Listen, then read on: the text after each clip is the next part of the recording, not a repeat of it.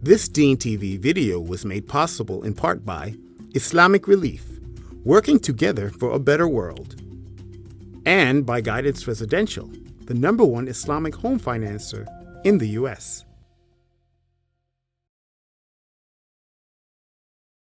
This Deen TV video was made possible in part by Islamic Relief, working together for a better world, and by Guidance Residential, the #1 Islamic home financer in the U.S.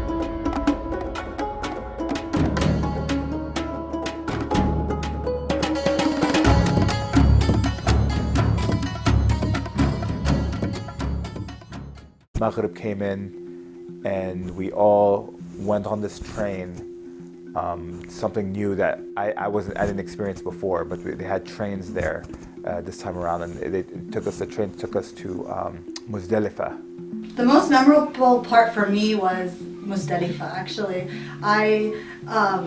We left Arafah, we waited maybe like 2.5 hours waiting for our train, and we arrived in Muzdelifa. It was all hustle and bustle, exactly how everybody describes it is.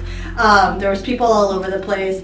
We just found a random corner on the street, we laid out and just relaxed and slept, and then we ended up moving to the area where Dar-El-Salam had this had amazing accommodation for us. It was like a really nice carpet, but before midnight a lot of Dar-El-Salam people were on it, but we were able to, Dar-El-Salam made room for us and provided us with a great snack, and then we were able to finish resting, and then we just prayed, and our guide gave us a khatira, and it was just so amazing to see all of these people in a setting that they would never ever be in, except for the fact that Allah subhanahu wa ta'ala commanded them to be in it. And it was just something just so amazing. I really felt that, I really felt Hajj. Arafah, of course, was amazing and in and of itself, and just making dua all day and seeing the sunset in Arafah was incredible, but I really felt it in Muzdelifa that, wow, we're really at Hajj and we're really doing this pillar that we were commanded to do. I agree. Definitely, Muzdelifa was where it kind of hit the spot, so to speak. I mean, it's a lot of the Dar-El-Salam accommodations and the hotels we were staying at wasn't necessarily the same as far as applicable across the board with the other Hujjat, but Muzdelifa, I mean, it doesn't matter what your background is, what your, how much you make, where you're coming from, what your social status is, so to speak. Everyone was just lying down on this, basically outdoors, on sand, so in some cases carpet on the street, asphalt. So in that case, everyone was the same, and it just hits you that we're all, one ummah, in the eyes of Allah. What matters is taqwa, and that's it. What's going to happen in about 5 hours, inshallah?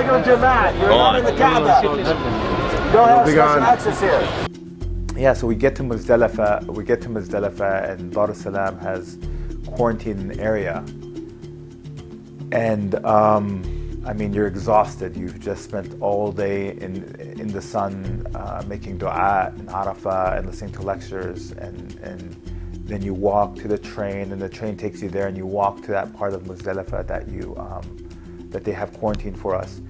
And subhanAllah, I prayed Maghrib and Isha and put my book bag down, put a prayer rug down, and put my head down, and that was the most peaceful sleep that I had. I mean, I'm not saying that the sleep in the 5-star hotels wasn't bad. It was great, but something about that, some barakah or something that I just slept and woke up a few hours before Fajr, prayed a few rak'ahs, and it was just very nice. And then from there we got back on the trains and headed to Mina.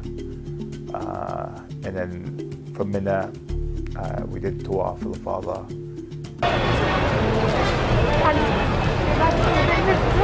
Okay, program 3, please prepare yourself. There's a flag here. We're gathering right by the flag. We're just going to depart, inshallah, in about 10 minutes or so. The guys bring water? Yeah. The water bottle. Yeah, Right there, see it? in the front, yeah. Yeah. It's very convenient. They take groups. They'll call your group number, and they'll call group this and this, and they'll take a small group, and you go throw Jamarat, and you're back in the camp. I mean, you literally can go and do it in the timing that they do within half an hour to 40 minutes max. Where you see some people spend the whole day trying to get there.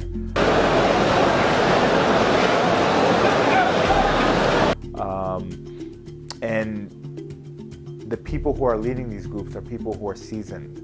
So they know the tactics on how to avoid the crowd. So within even the Jamarat, they tell us that, well, you almost kind of pass the Jamarat and throw the Jamarat on the backside, because you literally can walk up to the wall and just throw them there. Where the crowds are going there, everybody's throwing over everybody, and you see some people getting pelted in the head. Alhamdulillah, I mean, we went, no problems.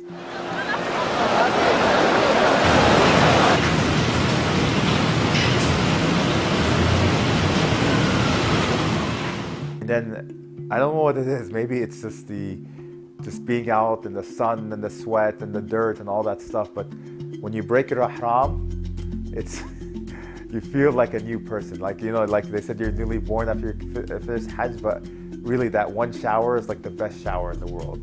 And removing your ihram and shaving your head and all that. So it was a great feeling.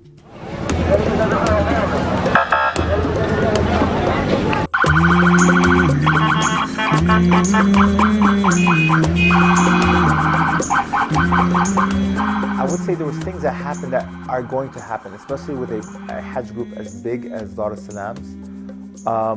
Things happened. I heard somebody actually got cut by glass. So, unfortunately, we had one small incident. So my wife, who was on the trip with me, she, somehow managed to get her leg cut, unfortunately, on a table, and it was a pretty bad cut, and she possibly required stitches. But alhamdulillah, we had a lot of people from the Dar-El-Salam community there. We had doctors. We had people that were able to help out very quickly. So one thing which was great is one of the organizers was indeed a medical doctor and had some supplies with him. And he was able to close the wound for her very quickly, alhamdulillah. And just as a precaution, we ended up going to a nearby hospital, and the Dar-El-Salam staff took us in their ambulance to the hospital, and just to get checked out, make sure everything was okay. Alhamdulillah, everything was indeed okay, and it was very quick. Normally you'd feel like in a foreign country, you go into a hospital and it's going to be a very bad situation. Traffic is very long, and it could take a long time to get to where you need to go. But they made it very smooth, and they were very good in terms of helping us get additional supplies afterward from the pharmacy and things like that. So that was an unfortunate situation that happened, but you were able to overcome it very quickly with their help, alhamdulillah. Somebody actually even suffered a stroke on our Hajj group. A friend of mine, Walid, was there to help the person, and he was a staff that worked for Dar-El-Salam. He was representing a group for Dar-El-Salam, and he was there for them. They helped them. I think for me the difficulty was I got sick for a bit. Initially, I just really had a really bad cough, and the organizers had advised us to take antibiotics. They had given us medications that we should take. So I had those with me, and I was able to jump on a course, and this was in Aziziyah. So prior to Mina, prior to Arafat, prior to the monastic of Hajj really beginning, besides the first Umrah that we did. And having that advice and having the medication allowed me to get better, to rest up. Our bus broke, the air conditioning I think wasn't working from Mecca to Medina. Camille, What? what's going on, man? Assalamu alaikum. Stuck in the middle of nowhere in Mecca. We're in Mecca? What's going on with your bus? Bus is fine. Your bus. What about you? What happened to your bus? Fine. It's fine. Just hot. That's why the door's open over here and everybody's getting out. Oh, nice shorts. Yeah. It was really something small. I mean, they sent immediately another bus. We probably waited an hour, if that, and it was taken care of immediately. They always had food ready there, you know, drinks, very comfortable. And somehow I did visit a friend in another camp who had a package, and it was not the same thing. It literally wasn't the same thing. It was night and day between what Dar-El-Salam offered and what they had. I mean, there was comfort, there was space. A difficult part for me personally was I just wasn't getting much sleep, and our imam kept telling us, you got to save your energy for Arafat. That's the main goal. And unfortunately, the sleep hit me at Arafat, and you know, as air conditioning started breaking down in the heat, it was a hard time for me to stay awake. But alhamdulillah, I think going with friends and the bonds that you made, they really helped me go through it. I fell asleep for 10 minutes and my friend came, held my hand, she's like, I'm not gonna let you sleep, and she made me get up. So every package within Dar-El-Salam had an imam. And you were able to, so it was 40 people to one imam. And that imam was able to give his utmost to you. So when the sisters had questions, they were able to meet with him. When we had questions, he was able to meet with us. He was in the tent with us. The imams were sleeping next to us. They weren't in some special area. They weren't running off. They were available to us 24/7. Imam Majid went out of his way, and when we were in Mecca, every morning after Fajr, we'd have a class with him. In Medina, every morning after Fajr, we'd have a class with him. And he helped us build that love. When we came on our way to return home, we had Jeddah, they had a farewell dinner. And you hear this person's story, the person who actually suffered the stroke, who finished completing the Hajj. He had a remarkable story that we saw, which was amazing. And to hear it from him and saying it shows that even the hardships that you happen, subhanAllah grants you ease, and it's great that the Dar-El-Salam staff is there to also help you and make sure that to every step of the way, make sure you're covered. So obviously, I like probably most people, you do go through withdrawal. I kind of almost want to go back. You know, if it's an Umrah or something else. One of my roommates in one of the rooms said he actually went to Umrah 6 months prior to going to Hajj, and he liked Umrah so much, him and his wife decided to go to Hajj. So it's kind of, you have this withdrawal. I think maybe that's why I decided to keep my Hajj look. Since leaving Hajj, it kept my hair, so maybe it's just a reminder to me. It's just something I do miss, and would love the opportunity to go back again. But you do miss it. You miss those walks to the masjid. And Dar-El-Salam also gave literature to everybody, like these nice booklets which went step by step of what du'as you should make, recommended du'as, and step by step of what you need to do. So, I mean, it was all there.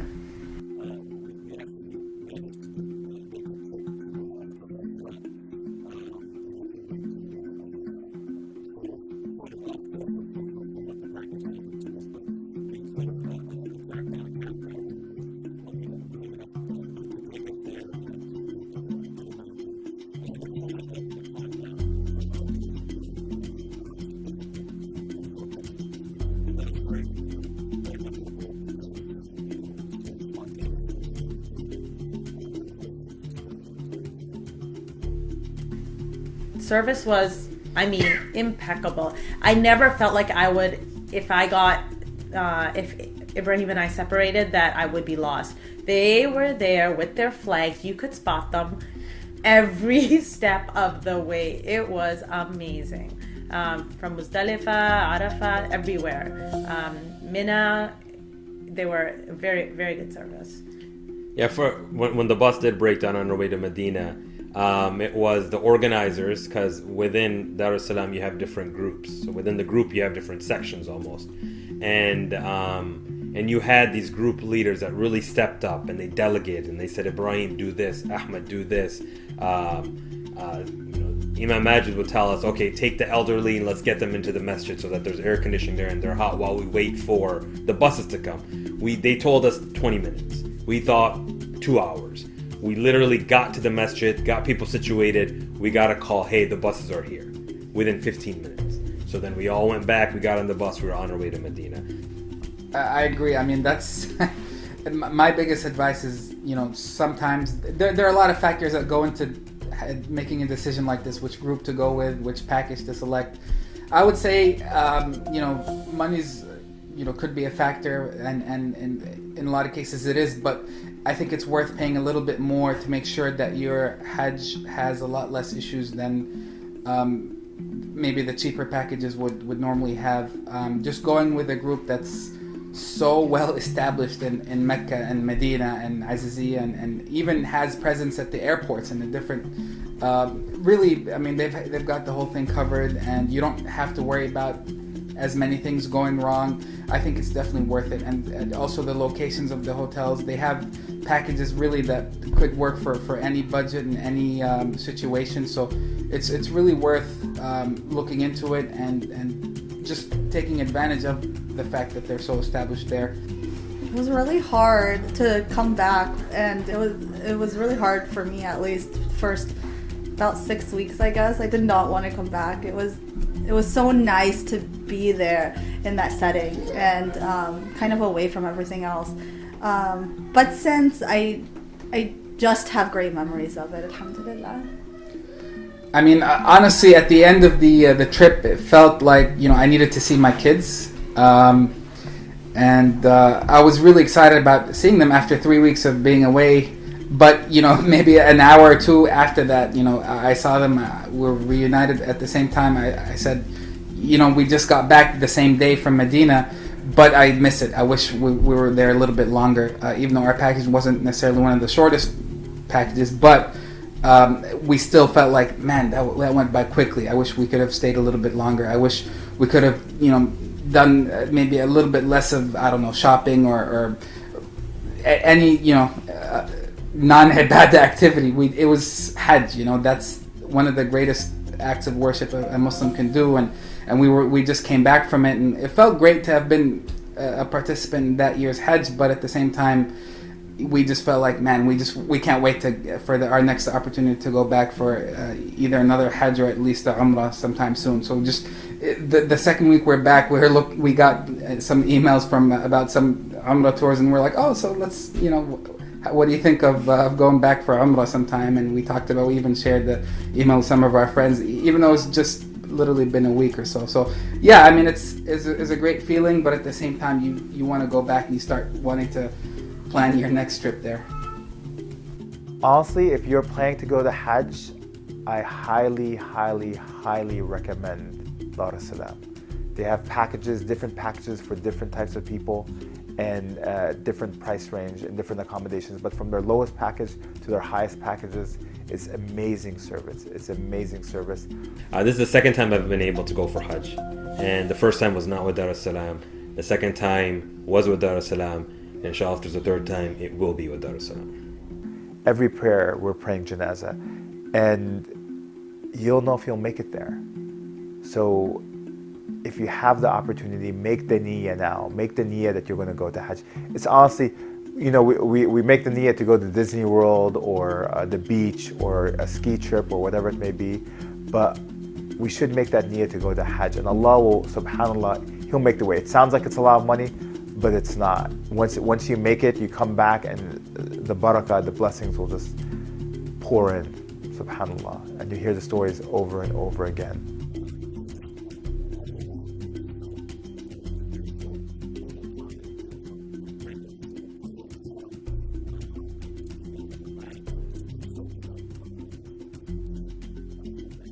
So remember that you're not in America. And you're there with people from all over the world. When I say all over the world, I'm saying all over the world. Different languages. South Asian, African, Arabs, Europeans, Germans, Russians, whatever it may be. They're all over there, and everybody has their own different culture. So some things, don't get mad because somebody decides to, just enjoy it. Enjoy the differences that people have. Enjoy the different aspects that they have. Honestly, if you're planning to go to Hajj, I highly, highly, highly recommend Dar-El-Salam. They have different packages for different types of people, and different price range and different accommodations. But from their lowest package to their highest packages, it's amazing service. It's amazing service. Like I said, I've gone several times to Hajj, and no one compares. No one compares to Dar-El-Salam. It's above and beyond. The people there, from receiving your passports and your visa, and everything's there, your shirts, the directions, it felt like they were holding my hand the whole trip. So I highly, highly recommend to go to Hajj with Dar-El-Salam. Destroying an army determined to break the house of Allah that Abraham built. O mountains of Mecca, how was the dawn on the day that my prophet Muhammad was born?